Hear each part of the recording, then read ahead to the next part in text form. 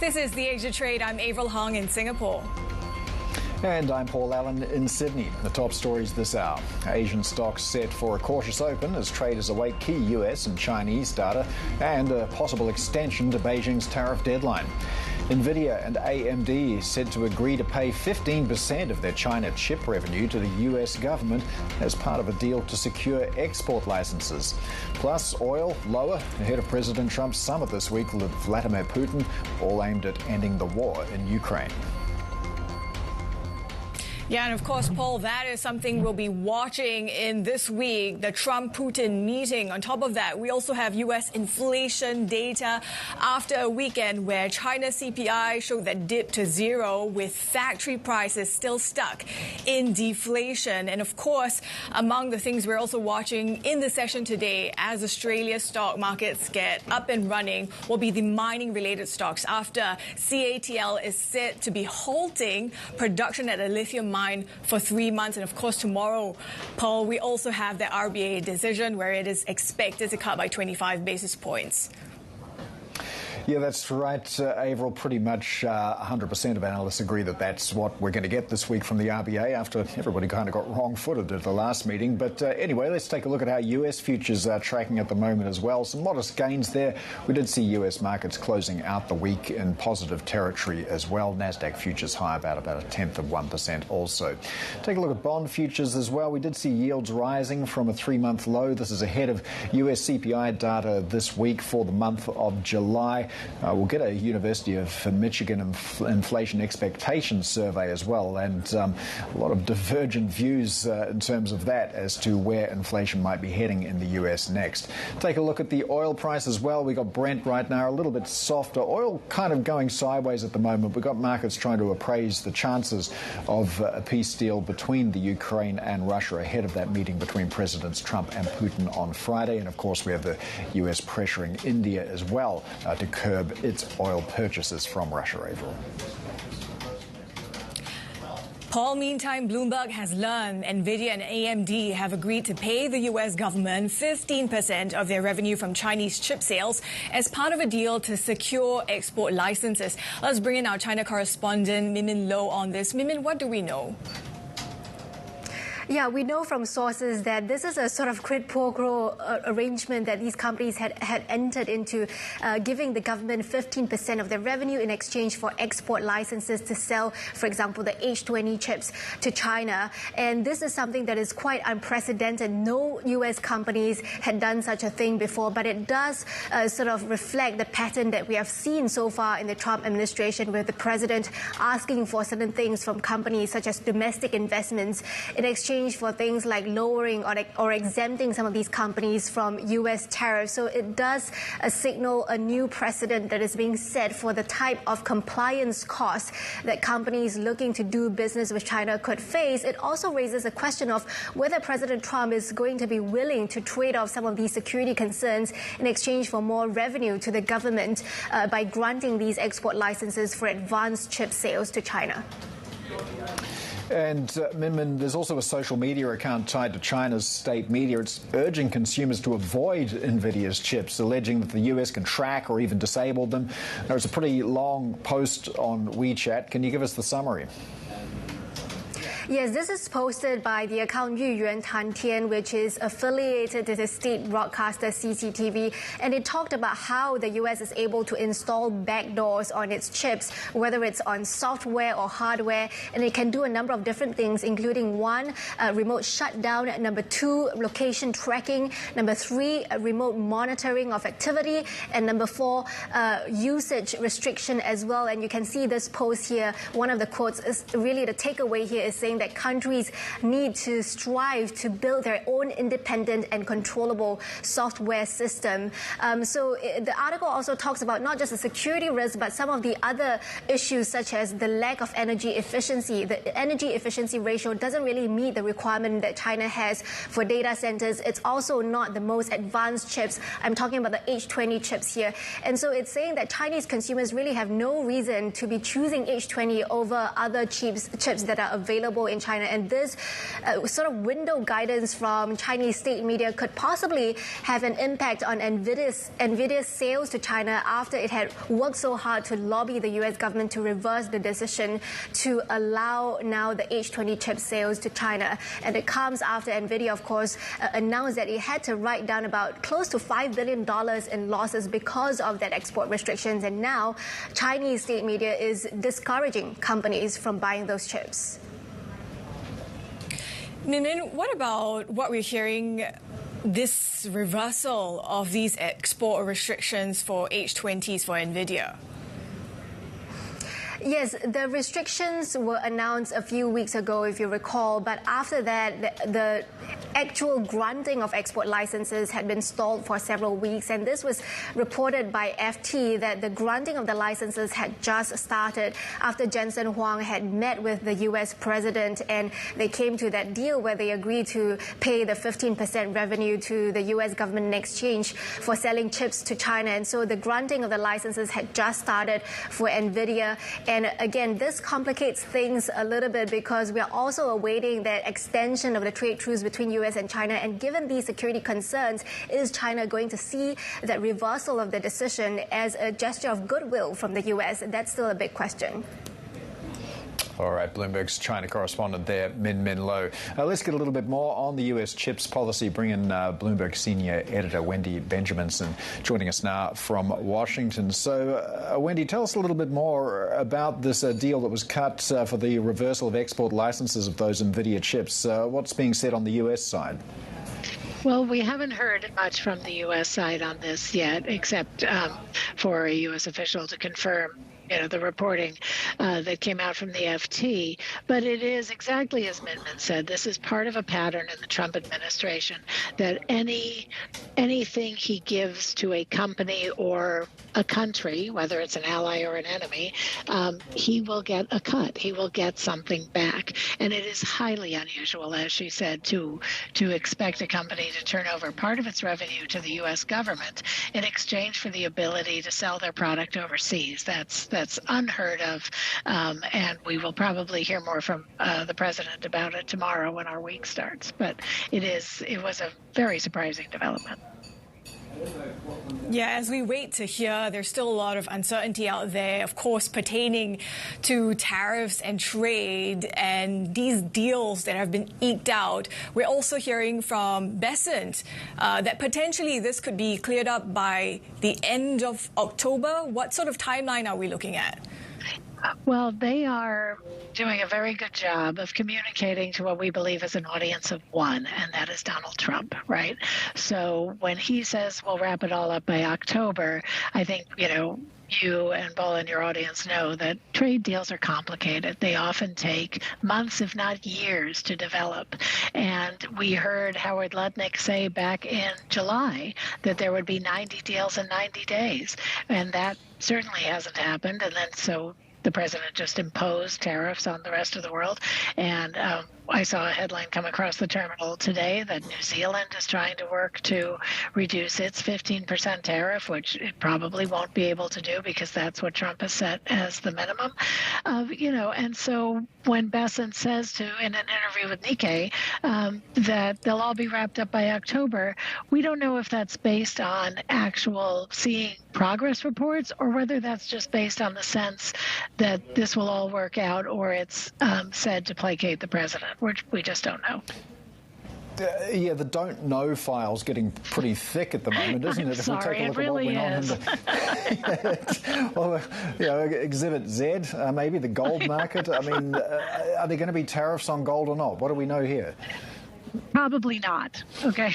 And I will never say 100% not. But this one does seem like government agencies not talking to each other, and this happens in every country. So a customs official or the customs, Customs and Border Protection agency, thought of gold as a metal like silver or steel and aluminum and copper, which is all heavily tariffed now, and said, yeah, it's a metal, tariff it. Let's put some tariffs on it, which, of course, shocked the gold market, which shocked all the related markets and really put everything into a tizzy. And on Friday, the White House said that it would put out an executive order or some guidance or some paper that would straighten this out in some way. We don't have details on what that is, but it's probably going to exempt gold from tariffs because of its unique role in the monetary system. Wendy, I wonder if we are hearing anything incrementally about what's coming out of the U.S.-China trade truce. Are we going to see that extension tomorrow or no? I'm so sorry I can't give you guys any direct answers tonight, but we don't know. I mean, it is supposed to be August 12th is the deadline, midnight, so that would be midnight U.S. time tomorrow night. And we haven't heard anything. Bessent didn't address it in the interview. We didn't hear anything from officials over the weekend. And so, the president is having a news conference tomorrow at 10 a.m., but it's about his efforts to federalize the capital city or to, in an effort to reduce what he sees as crime here in the city, although crime is actually at a 30-year low. In the District of Columbia, but that's what his news conference is supposed to be about. But he will be asked about the China pause. He will be asked about all the things we've talked about, and we'll have to see what he says tomorrow. Wendy, a lot of unknowns out there, but we're really glad to have you wade through some of that with us. Wendy Benjaminson, our Bloomberg senior editor for us. More ahead on the Asia trade. This is Bloomberg.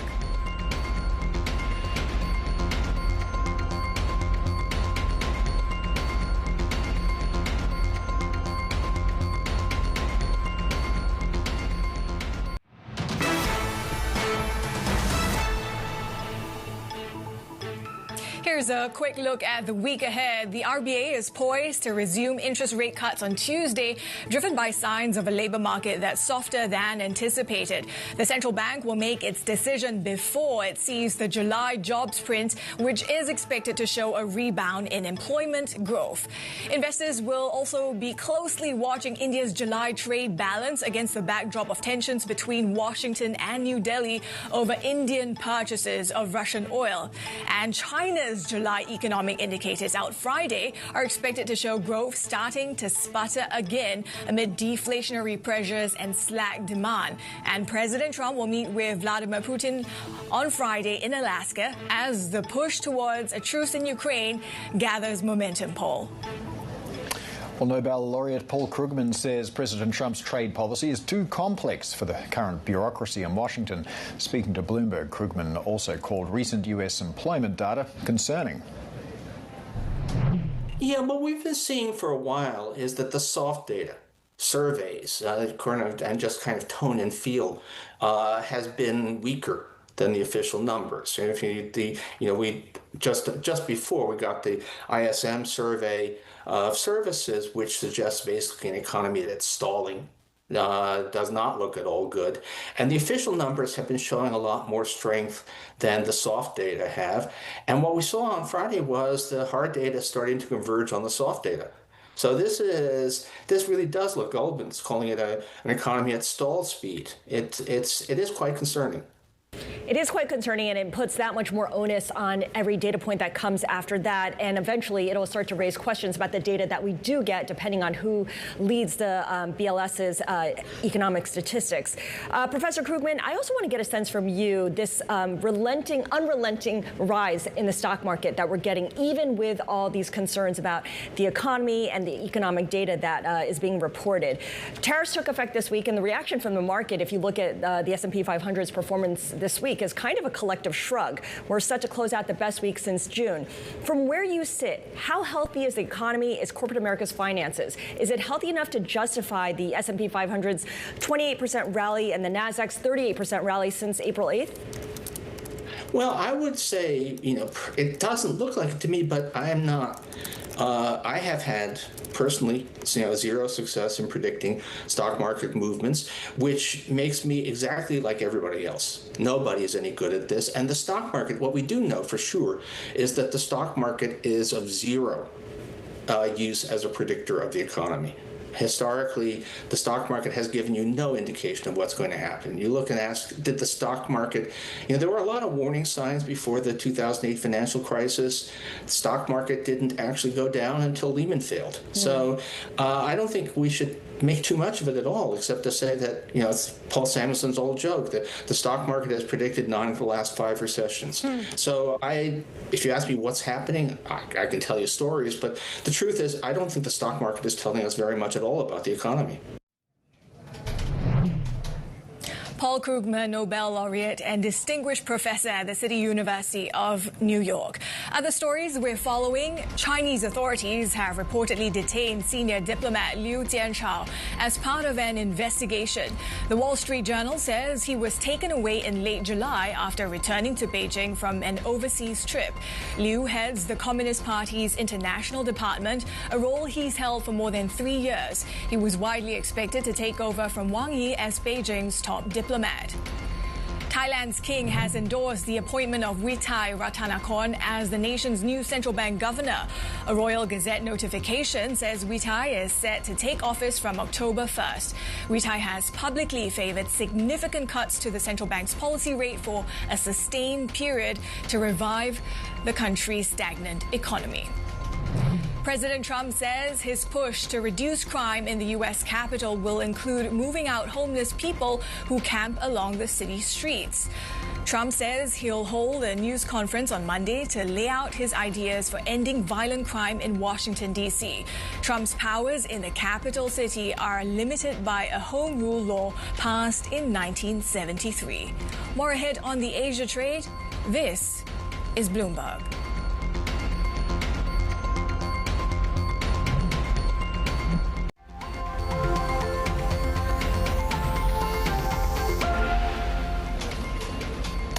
Right, let's take a look at how Australia's shaping up ahead of the Open in about 39 minutes' time. Futures looking kind of flat at the moment. There are a few stocks we're going to be watching out for. We've got the lithium stocks on watch. This is after we saw a major mine in China shuttered for at least 3 months over permitting issues. So this is going to affect the operations of CATL. So we'll be keeping an eye on Aussie lithium stocks when we get going. Aussie dollar, not a lot of change there. We've been marooned around the 65-cent mark for quite some time, but that could potentially change. The reason being the Reserve Bank of Australia. We do have an RBA decision this week, so for more on what to expect, we're joined by economy reporter Swati Pandey. Now, Swati, last meeting we thought this is it, we're easing, but it didn't happen. Surely this time it's a lock.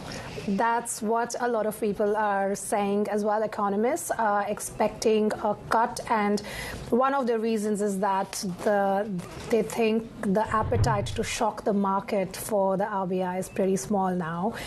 Markets are expecting, fully pricing in a cut. Economists are ascribing a 75% chance, 75-80% chance of a cut. We had inflation data which showed a cooling down in prices from the previous quarter. And unemployment data showed that the jobless rate is going up a bit. So put together, it does look like the RBA could ease by 25 basis points in August, but it's likely to be a hawkish cut.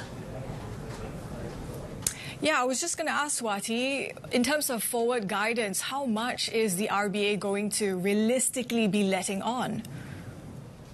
Governor Michelle Bullock has said in the past recent months that the RBA's strategy is going to be gradual easing, going to be one of gradual easing, and that is the message that she's likely to reiterate tomorrow at her press conference as well. So after tomorrow's cut, if that happens, markets are expecting one more, and there's a 50-50 chance of a third. So there's not a lot of easing that's being priced by markets, and the case is similar for economists as well. And I think Michelle Bullock is likely to either she will say that we are fine with that pricing, or signal that they are fine with that pricing, it's just 1 or 2 cuts, or she will further push back against that pricing, saying, signaling that the RBA is probably at neutral stance at the moment, and they would likely to just be on a prolonged pause here. Well, there was some strong expectation that we would get easing at the last meeting, and as I said, it didn't happen. But that did lead to some criticism of the RBA's communication. Was that warranted? Yes, the RBA's communication has been a bit whiplashy this year. So when they met for the first time this year in February, they cut interest rates and they sounded quite hawkish. And then in April, they sounded really dovish. Remember, this was the meeting just one day before Liberation Day. So there was a lot of uncertainty in the market. There was a lot of volatility. And so they were rightly extremely dovish. And then the May meeting happened and they were again hawkish. And then July, they did not cut. So people are saying that it's really hard to discern their signals. It's hard to understand what they would do. In RBA's defense, they have a new monetary policy board now, and they have a new structure where they are voting. In her defense, Michelle Bullock said that it's very hard for her to preempt what the board would do because she doesn't know which way people would vote. And that adds to the uncertainty. So I think through the course of this year, maybe next year, as votes are revealed, as we get more idea about how they are responding to data, how they are responding to the available information, then probably people will be able to better assess how the RBA would react. And of course, RBA policy so closely linked to the national sport of real estate. Can we pretty much time our watch to easing from the RBA to another rise in house prices, which are already and have been in nosebleed territory for a long time? It's already happening. It's already happening. House prices are on a tear again. And that is a big concern. There was a report from Ray White Group today which said that every single day, 24 unaffordable houses are being added to the market, which basically is another way of saying that every single day the number of unaffordable housing in the country is rising by 24. And that is a big number if you put it in perspective of the whole year, right? So we definitely have that problem of unaffordability. Some economists are saying that is one of the reasons we will not see a huge spike in prices, but definitely easing monetary policy and easier borrowing costs do make housing more attractive for people who can afford it. All right, economy reporter Swati Pandey there as we count down to the RBA decision on Tuesday. And subscribers can also turn to the terminal for more information on that rate decision. The T-Live Go, TLIV Go is your function for the latest updates, plus commentary and analysis from our expert editors. Avril. Yeah, we're taking a look at how U.S. futures are faring as well after a pretty solid session on Friday, and it's flat across the indices based on what futures are telling us. So this also speaks to the sense that markets aren't really reacting to that report about how Nvidia AMD might be giving a portion of their China chip sales to the U.S. in exchange for the lifting of some of these export restrictions. Aside from that, of course, we'll be tracking very closely what comes out in the session in terms of the dollar's moves against the Aussie ahead of the RBA decision tomorrow. More ahead on the Asia trade. This is Bloomberg.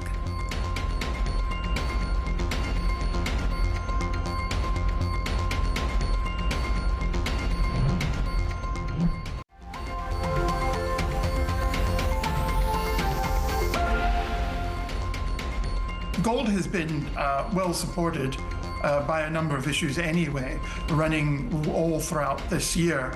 But the tariff fears, that component of the market had cooled down up until last night. When I think about gold, this becomes a story of diversification and really emphasizing the need to be diversified across your portfolios. It's been one of our highest conviction calls, honestly, for the past couple of years, and we still expect upside from here. Gold has always been too heavy, too slow, and you can't really ship it across an ocean, and if you do, now you're getting tariffs. So I really think it just reminds everybody why the digital version of gold is better than actual physical gold.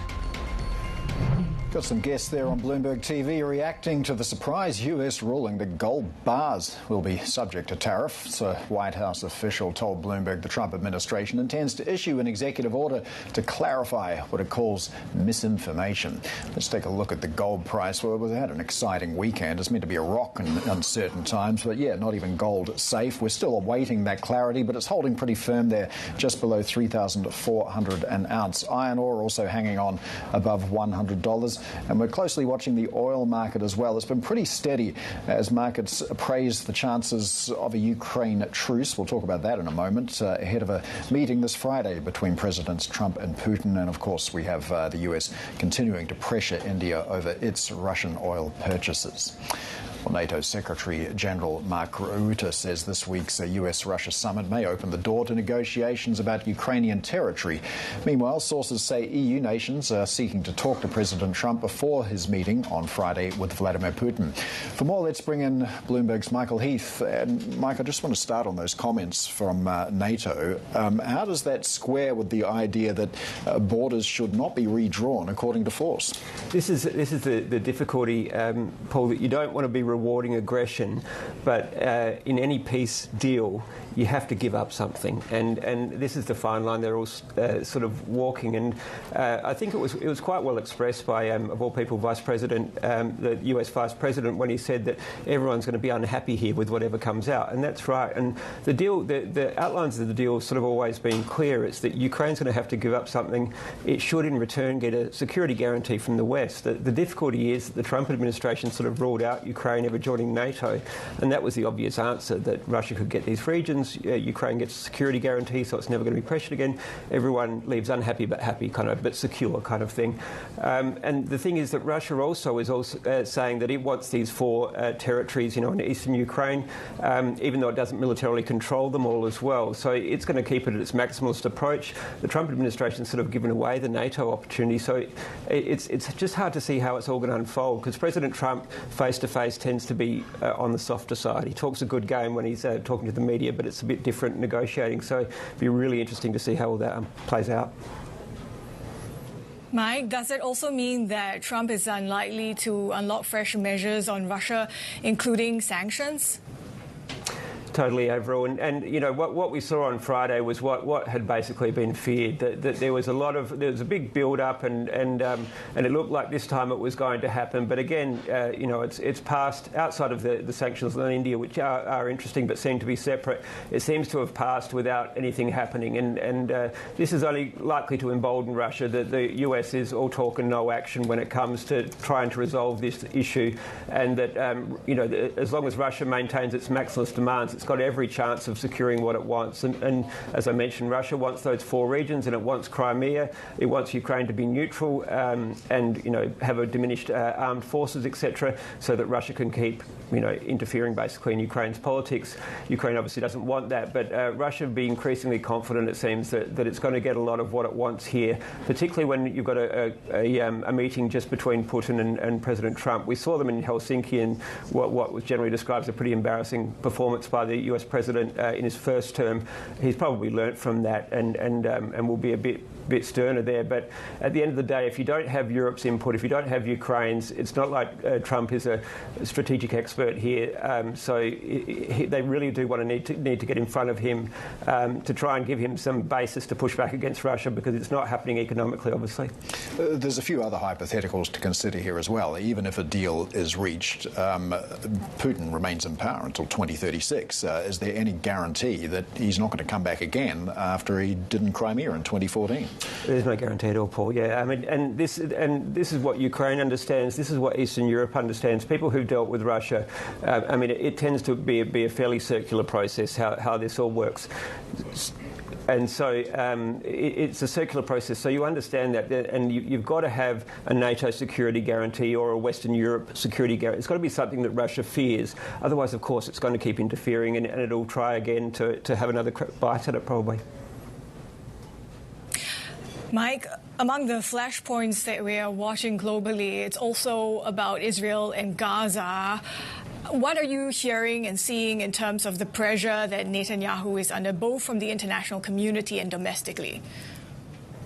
Yeah, well, Avril, it seems that much of the Western world and even Israel's electorate is sort of aligned that it's time for a negotiated settlement, get these hostages out, even if it means Hamas in some form remains in Gaza. That there's not much more that can be done militarily. But Netanyahu is determined. They're going to push ahead with this military campaign into Gaza to try to free the hostages by force and to try to drive Hamas out as Israel had pledged from the start.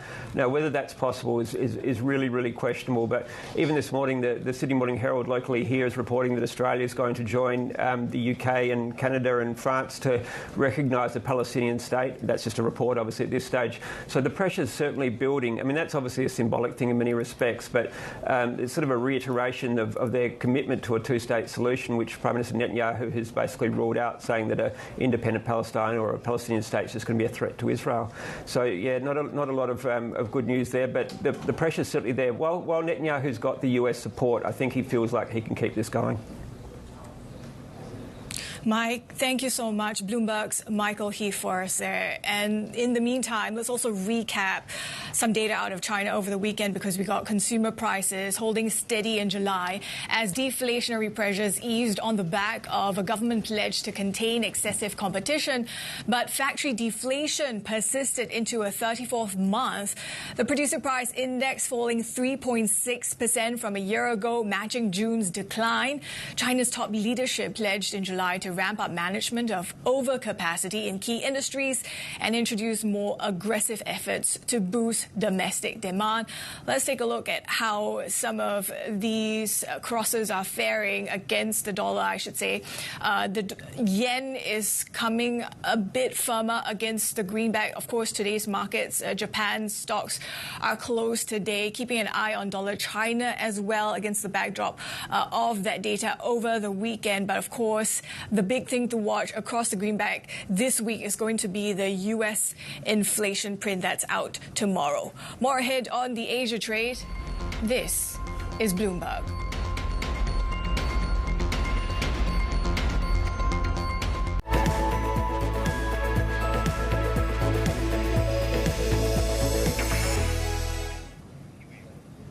A senior Trump administration official says the U.S. is working to finalize an announcement that would end the stacking of universal tariffs on Japanese goods. This would mean Japan's 15% reciprocal tariff rate will incorporate existing duties, avoiding higher costs. Let's bring in Zuhair Khan, senior portfolio manager at UBP. Zuhair, really great to have you with us. We have some promises or optimism that stacking won't happen for tariffs. How much does that clear the market concerns out of the way? Along with that, how Bessent is talking about trade deals and how that might wrap up by the end of October. If we look at the market reaction, the market is clearly quite happy and satisfied with this. However, I would put a little bit of caution on this because, there was the initial enthusiasm about the tariff deal, and then it became clear that, well, there may be stacking, and now they've announced that, okay, there won't be stacking, but we don't know a date for it. And then in the final analysis, let's say on some other issue in the future, relations between Japan and the U.S. become tense again, what's to prevent Trump from again saying, well, okay, now we're going to stack the tariffs on? So I think we need to be a bit more cautious about this than the market's reaction, which has been very positive. What about the domestic political risks out of Japan? How are you assessing that?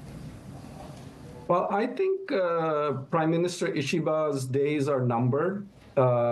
In the most recent upper house elections, he really didn't have a message for the Japanese people. I mean, the best he could say is there haven't been any more financial scandals with the LDP, and the worst case scenario on tariffs hasn't happened. But there wasn't really a positive forward-looking message from him about what he's going to do to really help the Japanese public. And one of the issues in Japan is inflation, and what he would do to sort of reduce inflation or help get the Japanese economy to sort of grow faster, what sort of deregulatory or pro-growth policies he might have. He had no such message. And unfortunately, the opposition had much simpler clearer messages. I don't think they were good messages about doing a consumption tax cut or the anti-foreigner message from the Sanseito. I think those were bad messages, but they did resonate because at least they were clear messages.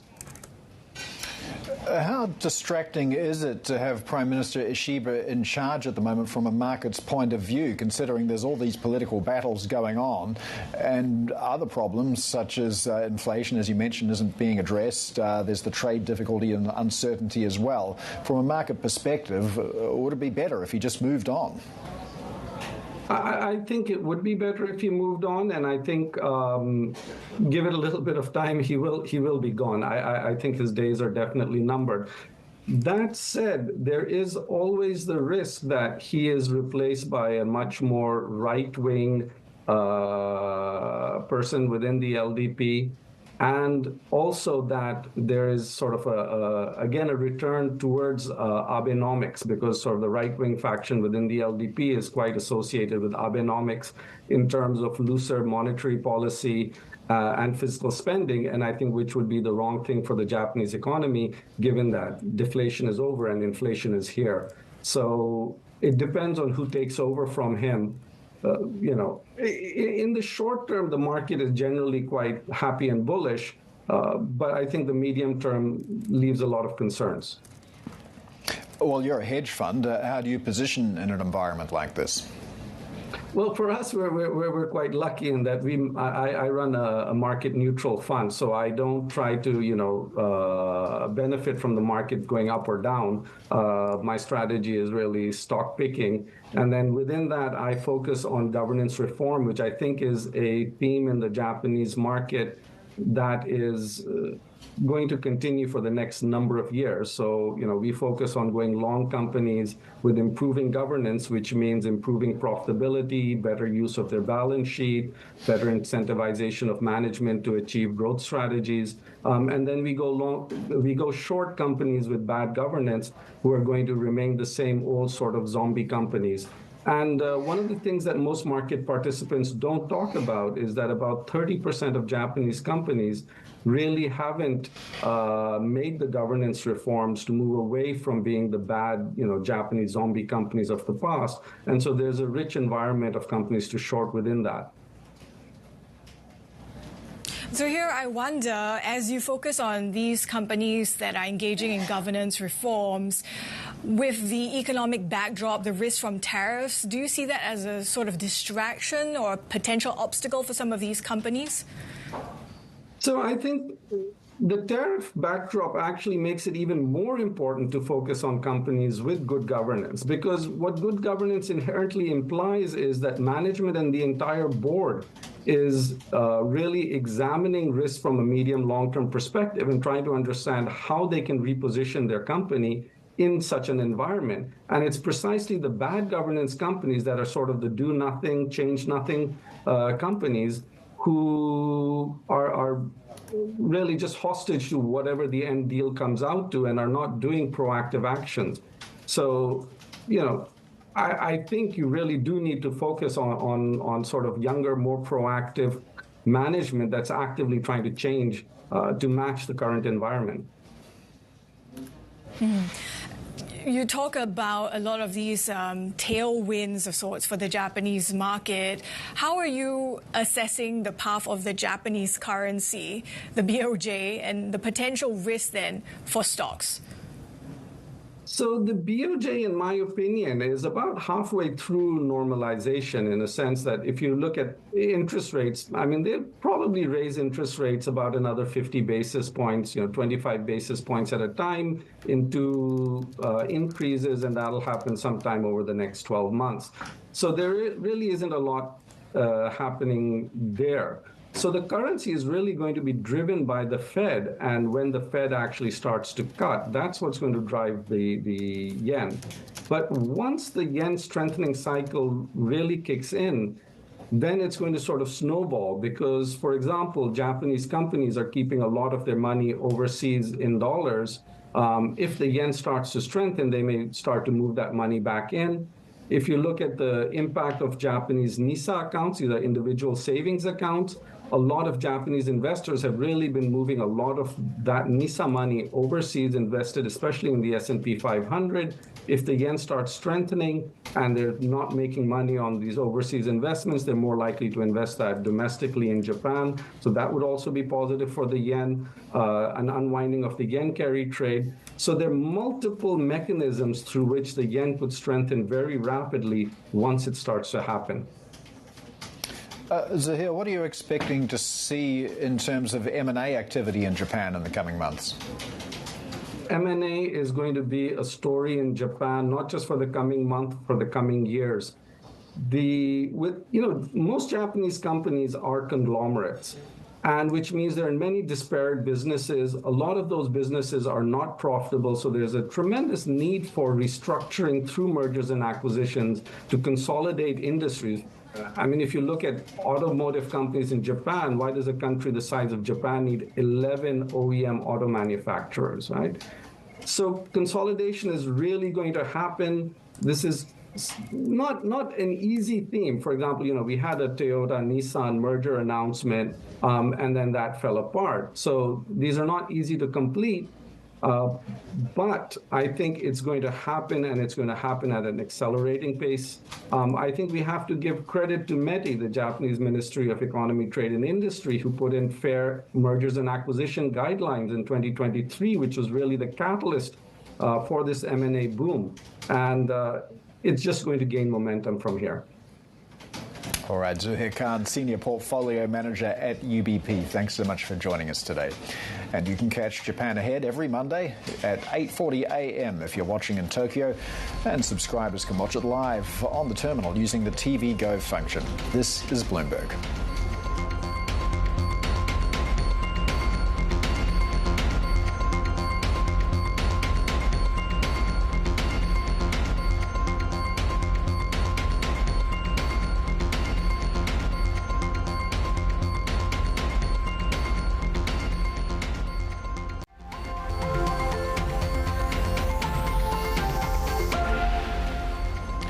OpenAI COO Brad Lightcap says the company will continue investing in AI as long as there is demand for it. He also told us their partnership with Microsoft is a positive, and he sees no future where the two companies are not working together.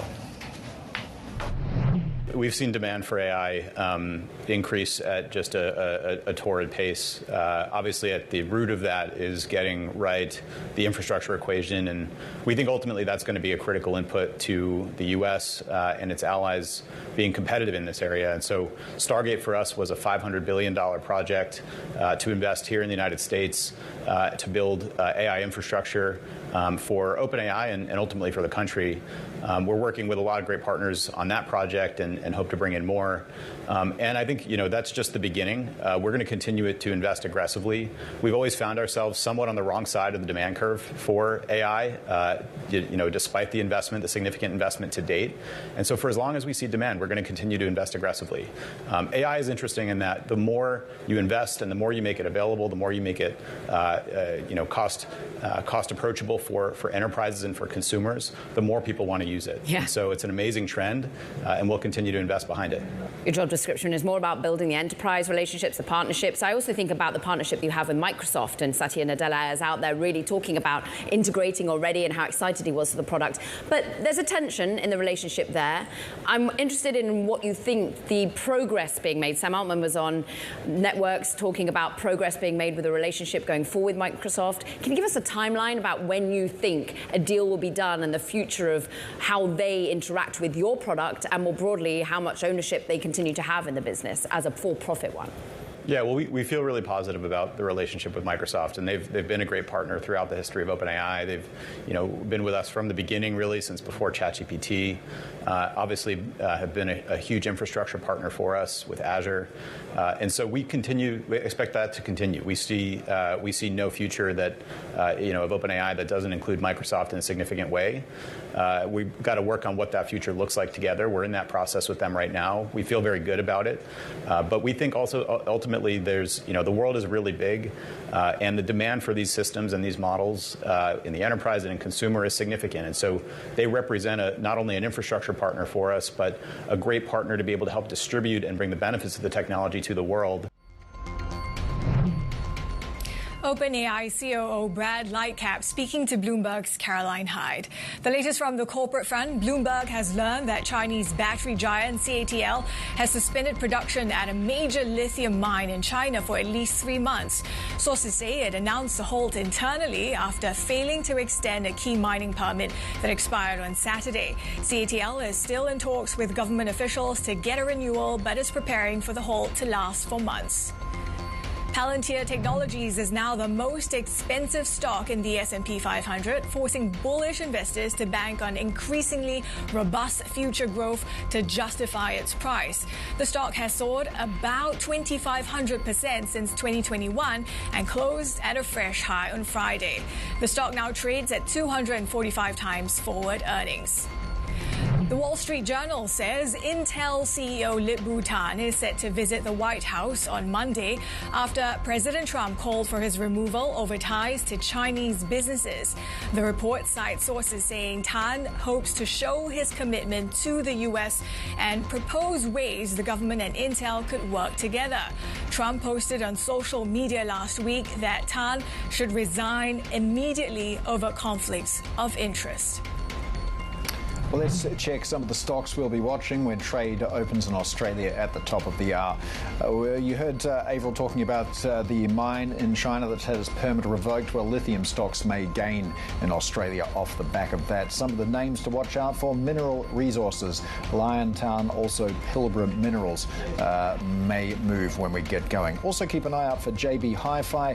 Net income missing for the electronics retailer here in Australia, coming in at 5.4% higher on year. That was a little lower than expected, though. The interim dividend, well, the final dividend, I beg your pardon, $1.05 per share, which was a bit better than expected. Watching the Aussie dollar as well, because of course tomorrow it's Reserve Bank of Australia decision day. At market open in Sydney and Seoul next. Japan markets, though, closed for a holiday. This is Bloomberg.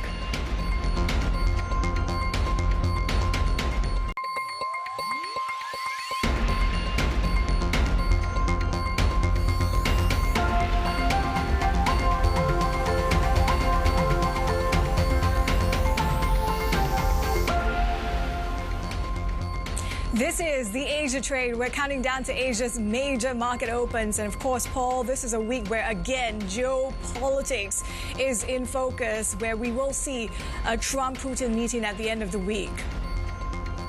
Yeah, that's right. It's having an impact on a number of things, not the least of which oil prices. And anybody thinking of dashing to gold as a safe haven can't be too certain either, Avril, because there's some discussion over whether or not tariffs apply to the yellow metal, and we're still awaiting clarity from the White House on that. Yeah, still some uncertainty whether these levies will be applied to the precious metal.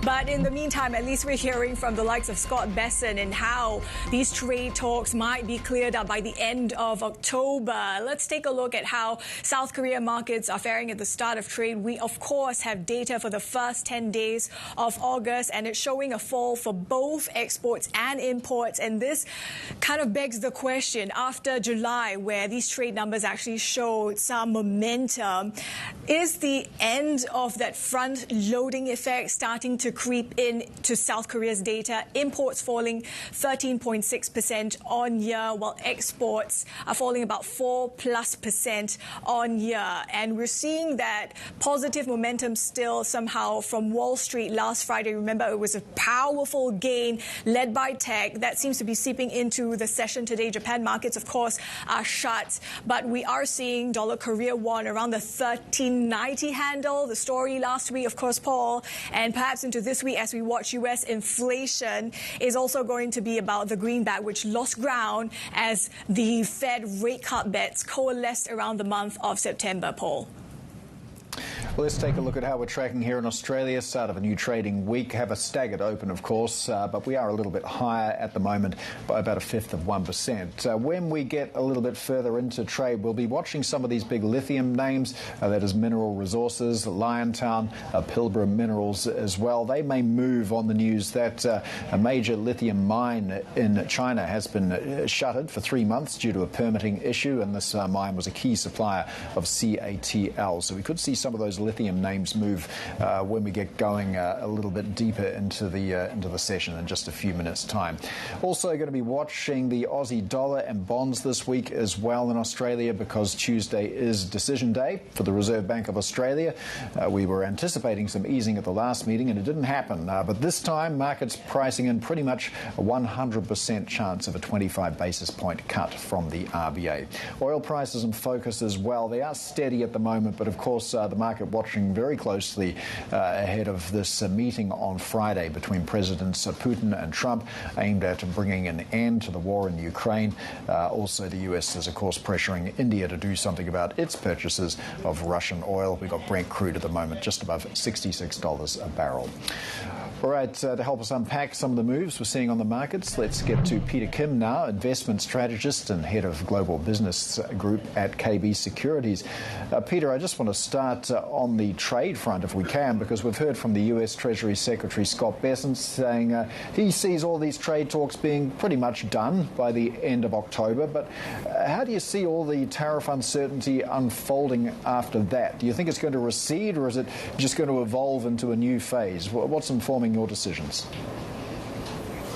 Hi, good morning. I think what we've witnessed over the past 6 months, there's a couple of things we can safely conclude. One is that tariffs is not just about the economics or the trade deficit from the US, but it is very much linked with politics. Second is that Trump administration is enjoying the power that comes with these tariff threats. And therefore, I don't think we'll see any final, full conclusion of these tariff talks. I think it has a very good chance of flowing over into other countries. And actually, what's already happened is global companies are starting to feel that same pressure in order to provide concessions to the US in whatever means. Well, Avril was just giving us the details there of the first 10 days trade from South Korea, and perhaps predictably we've seen exports slipping for the month of August by just over 4.3%. How do you see the scenario unfolding in South Korea, and does that make you think twice about any allocations you're making there? You're right. The trade numbers softening is, we've been predicting this for quite a while now. So in a way, it's a little bit late. But one thing we have not seen yet is strong corporate earnings cuts. And that is the part that will really hurt the market. I do believe that we have a little bit of wiggle room in terms of both inventory buildups in the US, but also companies have steeled themselves in maneuvering around this earnings impact from the tariffs. I do believe that the inflation from a macro level will be more of a next year problem. From now till the end of the year, the softening of the earnings will probably come from numerous sectors in differing ways. I don't think it will lead to a big sell-off, but I do think that it will remain volatile from a company and sectoral standpoint. What about the chip sector, Peter, which has sort of been front and center amid these tariff machinations and developments? What is your sense of where things progress from here? I think technology is a sector that the investors should lean on, because obviously most vulnerable sectors are the ones that are very price sensitive. And also thin margins. And that's your commodity products and manufactured goods that is under already a lot of competitive pressure. Semiconductors is something that does have a lot of room to protect itself. And we've already seen how important the chip sector is from the Trump administration when they reneged on that banning of Nvidia chips selling into China. Although they were at mid to low end, but still deal. It's a big step backwards, and that's something that we need to keep in mind. For Korean chip sector, I do believe that the outperformance of SK Hynix is, for the time being, probably priced in terms of upside. One big laggard from Korea has been Samsung Electronics for obvious reasons. I do believe that Samsung has some room to catch up, but I do believe that overall, tech sector is something that investors should be bullish on. What about other sectors you're bullish on? Do you see further broadening out to perhaps shipbuilding, defense, even more? Shipbuilding and defense sectors for Korea is very much into the playbook of what they're good at. Big capex, aggressive price competition, and quick turnaround. It is two sectors that I believe will weather the tariff war well, even if it's prolonged. And also, I do believe that the rising geopolitical risk is something that we're going to have to live with for the next 3.5 years, probably more. So it's a call where I make that it's very much a mega cycle rather than 1 or 2 years of a cyclical one. Avril was making the point a little bit earlier about the outlook for tech. How about the outlook for Chinese tech, particularly Tencent, JD.com, once trade talks between the US and China do eventually conclude? Well, I already said that I don't expect there to be a complete conclusion of the trade talks, but I do believe that from the investors that I speak to globally, one big change in their attitude over the past 6 months has been how great Chinese tech sector looks, and also the products that they're producing. I already have a lot of comments how BYD EVs are much, much more impressive than the Tesla, which seems to be already outdated.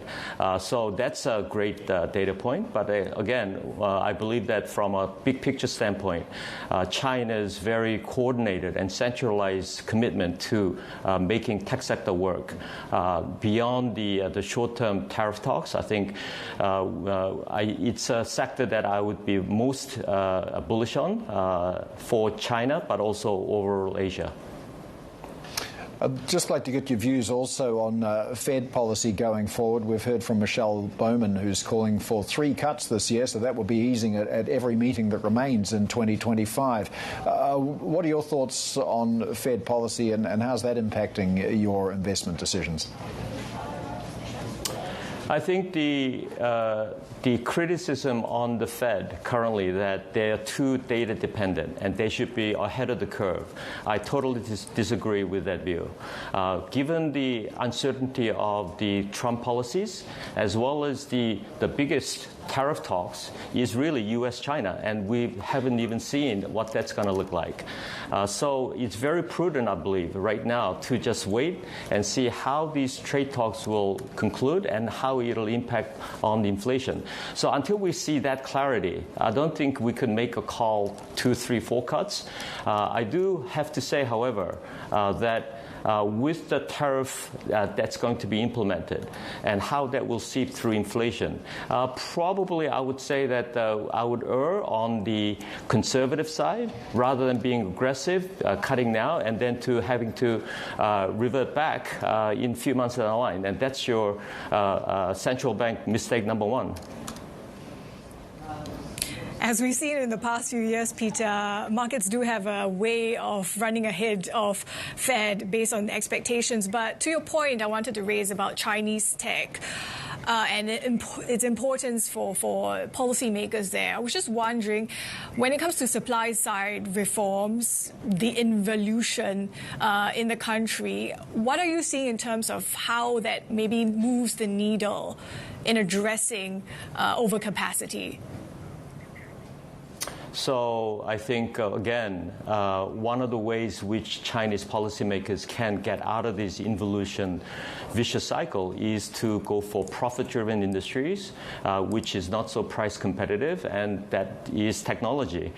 Even though one could argue that technology could also see similar type of price competition, but at least it's something that you can actually provide some protection against the undercutting each other. I do believe that in fact, China is going through what Korea for a long time has gone through, and quite often used as a reason for its Korea discount, is that excessive competition amongst each other in order to protect market share. In China's case, it's really not just to protect market share, but it's actually to try to provide the higher capacity utilization and employment, which is a lot more complicated. So I think, again, China is, as a market, has turned itself around since the beginning of the year. But it's interesting that that turnaround in sentiment was sparked by DeepSeek revelation.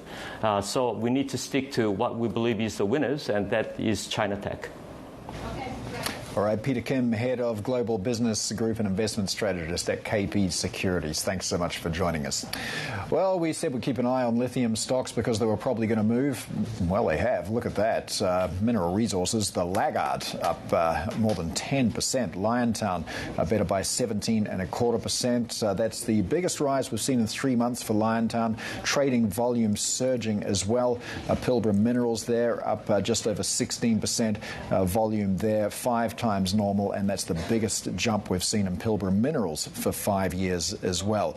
Why is this happening? Well, we've got CATL suspending production at a major mine in China's Jiangxi province for at least 3 months.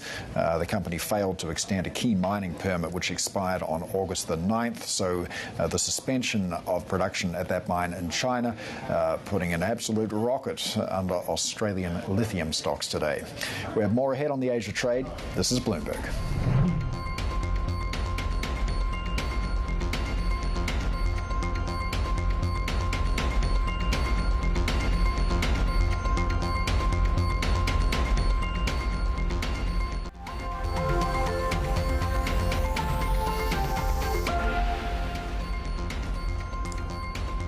Bloomberg has learned Nvidia and AMD have agreed to pay the U.S. government 15% of their revenue from Chinese chip sales as part of a deal to secure export licenses. Let's bring in our China correspondent, Min Lo. So, Min, what do we know so far?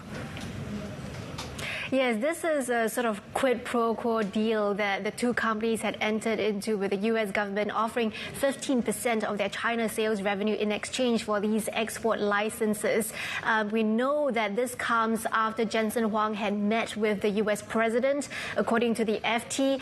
And then after that, the export licenses for the H20 chips had finally resumed after several weeks of stalling from the U.S. Commerce Department. So this is something quite unprecedented, because no U.S. company has done this before. It does give us a new precedent for the type of compliance costs that companies could face as they do business with China.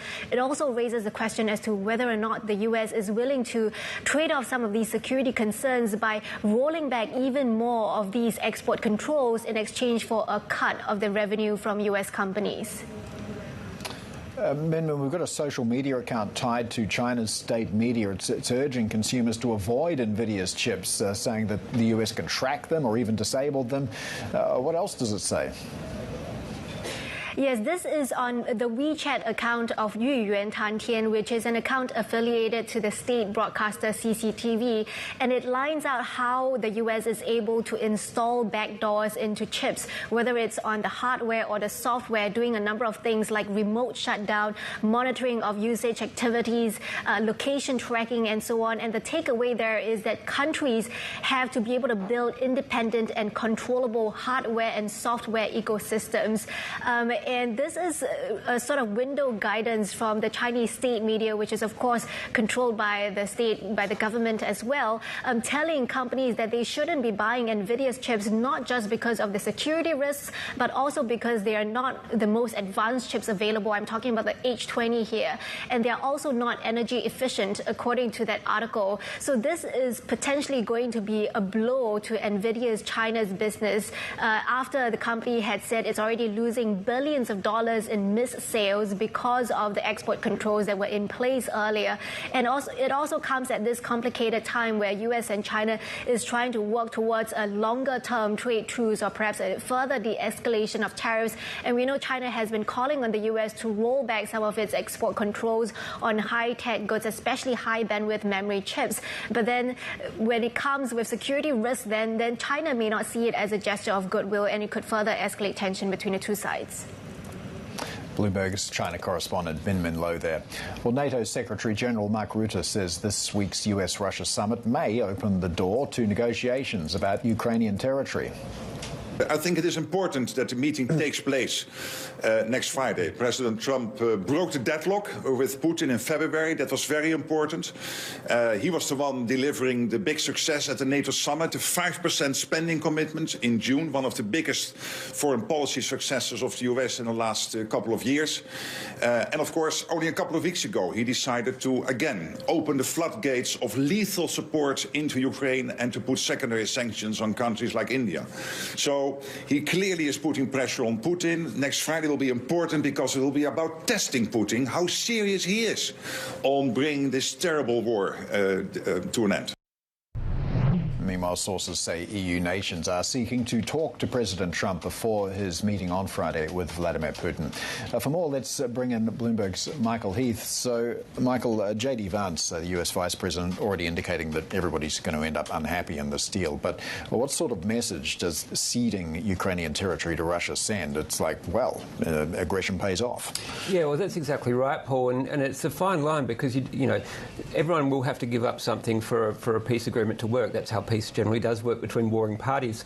But, you know, it just feels like sort of the US and the West are being a little bit too upfront with what they're prepared to give away. And all it does with Russia is it just encourages it to stick to its maximalist demands of wanting all these eastern regions of Ukraine, even though it doesn't hold all of them militarily as well. What you suspect they will try and aim for is to keep the line where the Russian forces are and where Ukrainian forces are, to split them somewhat, even though Russia actually has technically annexed those regions that it doesn't actually control at the moment. But yeah, it's amazing seeing NATO Secretary General just being so effusive about President Trump when you know, there is a counter argument that he sort of has given too much away for Russia and hasn't been hard enough on it. But I guess we'll really have to just see what the atmospherics are like at this meeting they have this week. In the meantime, though, we're hearing EU leaders kind of wanting to weigh in on that. Is that in any way going to move the needle? Well, Avril, they've been relatively positive. As Paul mentioned with Vice President J.D. Vance, he has talked with them. They sort of, the indications we've had from our reporting is that the EU, the US is listening to the Europeans on this, and it really needs to. The question, I guess, is whether President Trump does, because Europe has much greater, because it's in its backyard. Europe has a much greater grasp of this, let alone Ukraine, which hasn't been invited to this meeting either. So they want to sort of make it clear to President Trump that he doesn't want to be giving too much away. And as Paul mentioned earlier, you don't want to be rewarding aggression here as well. I mean, Ukraine really didn't do anything wrong here. It was pure Russian aggression. So the idea of giving them too much is really sort of anathema to a lot of people. So, I mean, you know, they want to get in front of Trump. It's crucial. He likes to be the decider, and they really need to give him a good sense of what they're prepared to accept, or what would be reasonable to accept, perhaps is a better way of putting it. We need to talk about the latest in the Gaza Strip as well. Benjamin Netanyahu now planning what he calls a military sweep of the territory. Now, this plan's not getting a lot of support at either end of the political spectrum for different reasons. Yeah, I mean, in Israel, you know, we've seen some protests as well where people are very, very unhappy. You know, the public opinion seems to be that this has gone on a long time, that their reservists are exhausted, that how much more, you know, can you destroy or attack or whatever, and they want these hostages out. I mean, you know, nearly 2 years, these people, there's understood to be about 20 still alive who've been underground. So they don't seem to mind if Hamas is left in power there. You know, they've sort of done their bit. And then you've got at the right wing where, you know, of this very conservative government, right-wing government's a better way to put it, the sort of more extreme elements who help keep Prime Minister Netanyahu in power, who want Israel to go further. And then you've got global opinion, of course, in Europe, and now we're starting to see in Australia as well, which is looking to recognise the Palestinian state to try and put peace back on the agenda there. So Prime Minister Netanyahu is fighting on a lot of fronts, but he does have Trump administration support, it seems, and he's pretty bullheaded on these things. He doesn't tend to back down. So it just seems like this is going to proceed, and you know, fingers crossed that they can find the hostages. All right, Bloomberg's Michael Heath there. We do have more ahead on the Asia trade. Stay with us. This is Bloomberg.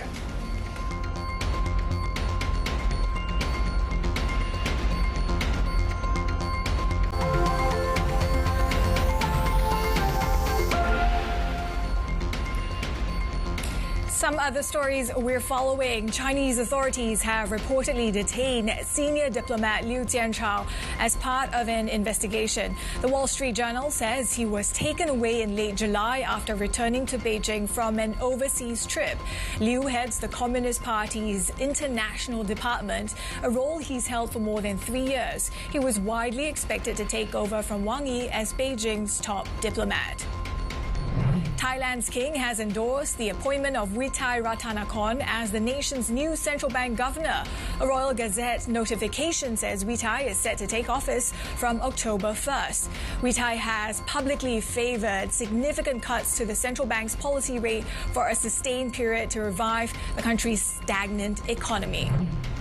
President Trump says his push to reduce crime in the U.S. Capitol will include moving out homeless people who camp along the city streets. Trump says he'll hold a news conference on Monday to lay out his ideas for ending violent crime in Washington, D.C. Trump's powers in the capital city are limited by a home rule law passed in 1973.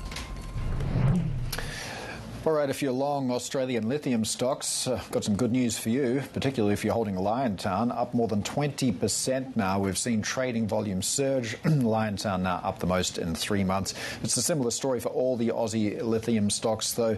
PLS, formerly known as Pilbara Minerals, also up, the most in 5 years for that stock, up by 5 times. And this is all because CATL has suspended production at a major mine in China's Shaanxi province for at least 3 months.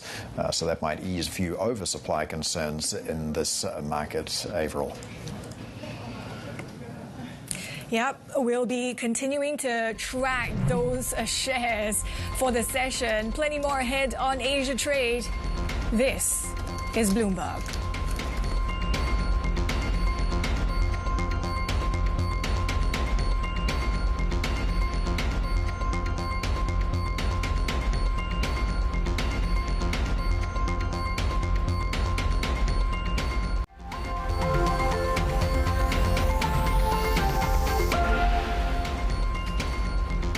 Let's take a look at how commodities are faring, including gold, as we await clarification from the White House on whether the precious metal will be subject to levies.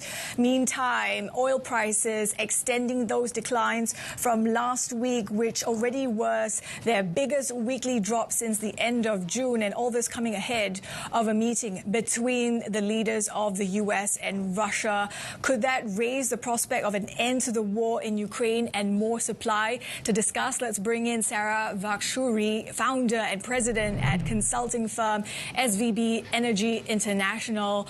Sara, talk us through the state of play now when it comes to Russian energy supplies ahead of this meeting between Putin and Trump. Very good question to start with. Definitely, we had seen the dual track that U.S. administration have.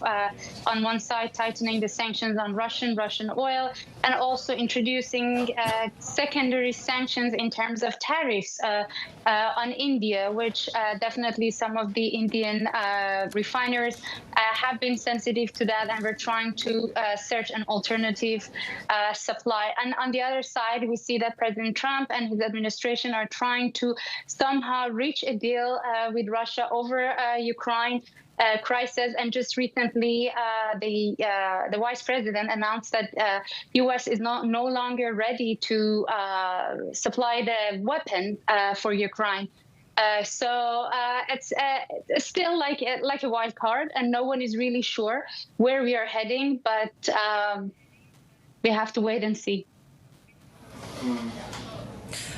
What is your sense of whether, I mean, you've been talking about these secondary levies potentially on China and India. What is your sense of whether Trump really wants to curtail the Russian crude flows into India, or is there more than meets the eye on this?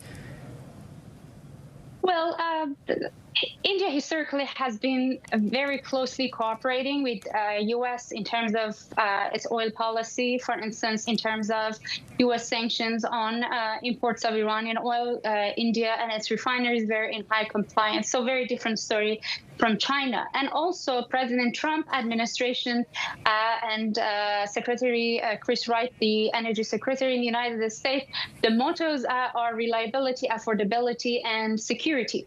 So energy security is definitely important for President Trump's administration, also for India with over 1 billion people. So while I would say that President Trump, it's definitely serious, but he always uses both carrot and a stick in his negotiations, definitely both in terms of political pressure when it comes to Russia and hoping for reaching a deal or some sort of consensus, an agreement with Russia, but also in terms of business for United States. So how would this come to reconciliation with India to see if U.S. could regain some of its market share that it had back in 2022 for oil, or some equivalent of other trade, some other assets to trade between the two countries. If India were to stop buying Russian crude, what would the impact on oil prices be? Because I've seen some pretty wild forecasts out there. What are your thoughts? Well, what is important to note is that since the beginning of Russia-Ukraine conflict, the Russian oil was really never out of the market. So we had a change of flow and change of trade flow. So most of the Gulf producers' oil now going to Europe, U.S. exporting more to European market, or what we call it a West Suez Canal, and Russian oil mostly going to China and India. So it's very important to note that there is not an alternative, both in terms of volume and also quality of, or the type of crude oil that Russia is producing in the market as of now. So completely pushing the Russian oil out of the market is something that it's not seems that could be possible without having a huge spike in prices. And this is something that the global energy market debated back during President Biden when the sanctions on Russia were going to be discussed. Even the OPEC Secretary General on that time said that there is no alternative for Russian oil in terms of volumes, at least. So the change of flow might happen, some reduction might happen, but it's very hard to consider that we're going to push all of Russian oil out of the market without having really high prices and a havoc in the market.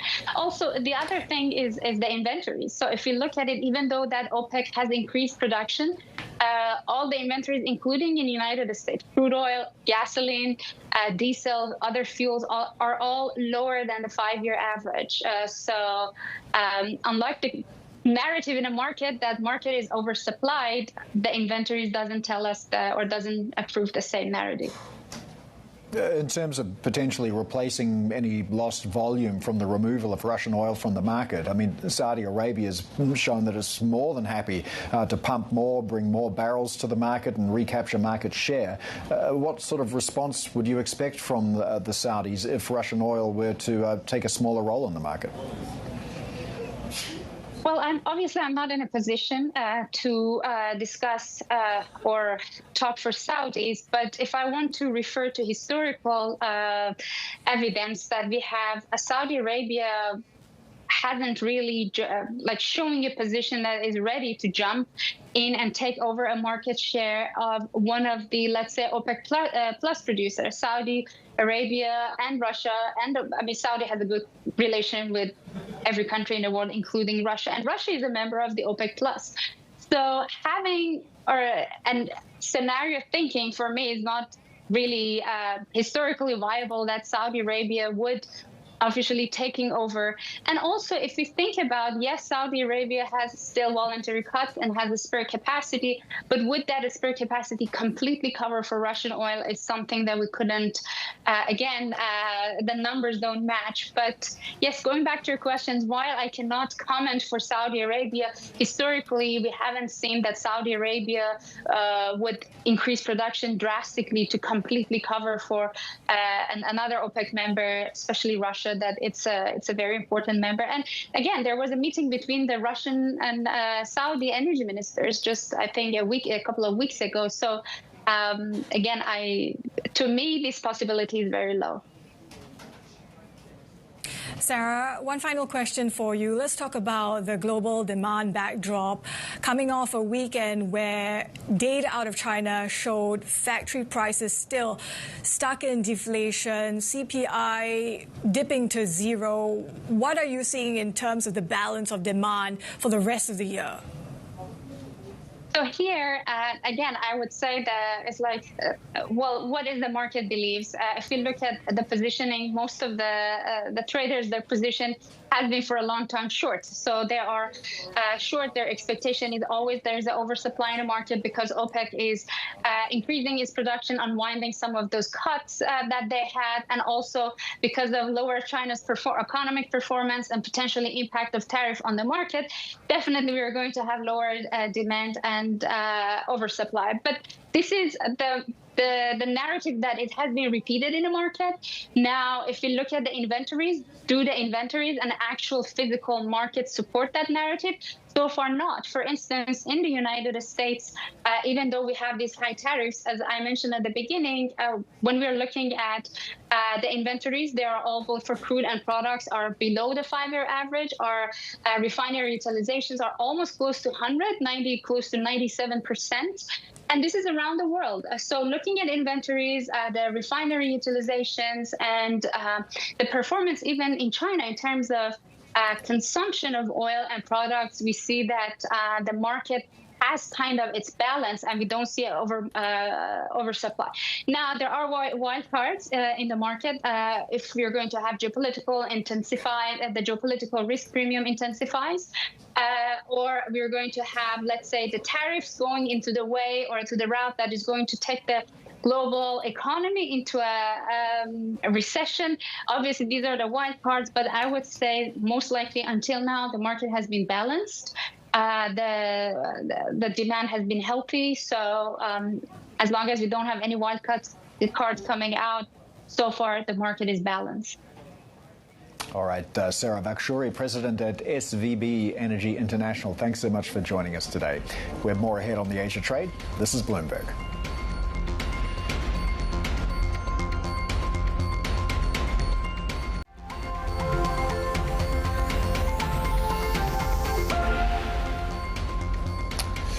China's consumer prices held steady in July as deflationary pressures eased on the back of a government pledge to contain excessive competition. But factory deflation persisted into a 34th month, the producer price index falling 3.6% from a year earlier, matching June's decline. China's top leadership vowed in July to ramp up management of overcapacity in key industries and introduce more aggressive efforts to boost domestic demand. Beijing's drive against excessive competition may be key in easing deflationary pressures. China correspondent Minmin Lo has more on the so-called anti-involution campaign and what it's designed to achieve. It's vouchers galore on China's food delivery platforms, intense promotions leaving customers spoiled for choice, milk tea going practically free. I drank 4 to 5 cups of milk tea in a day. The vouchers for first-time buyers are too good. It's a waste not to use them. But I overused them and drank until I ended up in the hospital. The race to the bottom has become a national obsession and a policy problem. In July, China's Politburo vowed to curb what it calls irrational price competition, the directive coming right from the very top, President Xi himself calling for an end to involution, or 内卷 in Chinese, literally meaning rolling inwards, a phenomenon where vicious competition leads to diminishing returns. It was used back in 2020 to describe mindless workplace competition.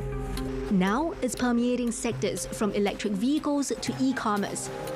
In June, officials summoned the heads of BYD and other major EV makers, warning them to self-regulate after BYD launched a new price war with discounts as steep as 34%. In July, food delivery giants were summoned after JD.com started a price war with its entry into a space once dominated by Meituan and Ele.me. The anti-involution campaign comes as cutthroat competition has squeezed industrial profits. Factory deflation has lasted 34 months, while the consumer price index hovers around zero. The need to reflate the economy and expand domestic consumption increasingly urgent under the threat of more tariffs. But China has done this before. A decade ago, capacity cuts in steel and coal sectors helped end a 54-month stretch of factory deflation. But this time, the job is much harder. The most severe price wars are dominated by private firms. Managing private companies to stop them from over-competing against each other is a much more tough job and much different task compared to control SOEs to cut capacity.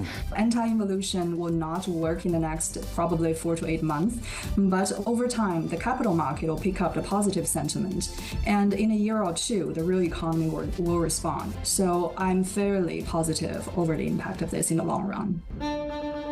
As China charts its priorities for the next 5 years in the upcoming October plenum, Xi faces a challenge: how to coax CEOs to cut production, consumers to accept higher prices, and local officials not to compete for new investments crowding into the same sectors. Analysts say any supply-side reforms will likely be gradual to avoid job losses and painful repercussions for the economy. Min Min Lo, Bloomberg News, Hong Kong.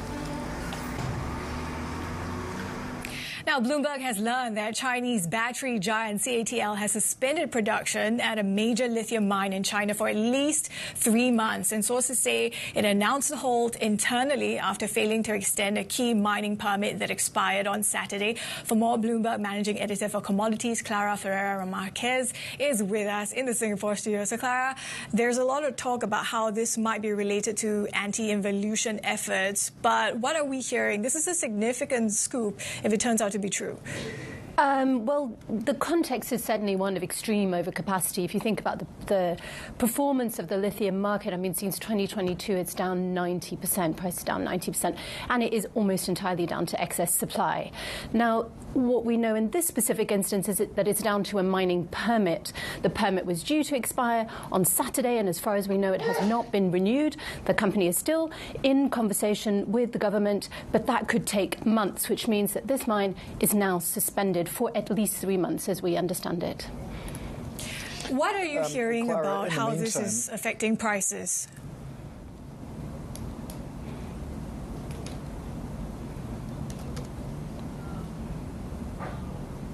Go ahead, Clara. What are you hearing about? We are already seeing that reaction in prices at the moment. What are you watching out for today? So what we've seen so far is the Australian lithium producers are up quite substantially. A lot of that is sentiment.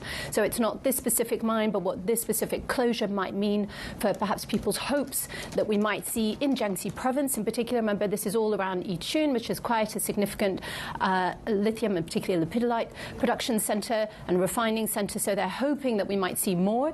If indeed that does happen, we should see a substantial rise in price. We don't know that yet. There's only one mine. But going back to what we saw in July when we did see a big spike after a production cut, that's certainly what we would expect to see this morning so far. So we just have the Australian miners up substantially, companies like Liontown, like former Pilbara Minerals, now PLS. We will wait to see with bated breath what happens with CATL stocks at the Hong Kong Open and also with lithium prices on the Guangzhou Exchange when they open very shortly. There's quite a bit that we still don't know at the moment, but what is your sense of perhaps might this broaden out to other commodities? Might we see similar action beyond lithium? Well, that's a very good question. I don't really have an answer for that specifically. If we look at lithium, it does perform a little bit differently. The oversupply is much more extreme here than what we've seen elsewhere, though we have, of course, seen oversupply in other areas of commodities, and certainly when it comes to production, refining, processing. For now, the question is really whether we will see these sorts of permits, regulation type curbs happening across Jiangxi and beyond in the lithium market, and certainly certainly we would expect that to be positive for the price. Clara, great to have you come in and help us distill these moves and this Bloomberg scoop, of course, Bloomberg's Clara Ferreira Marquez. More ahead on the Asia trade. This is Bloomberg.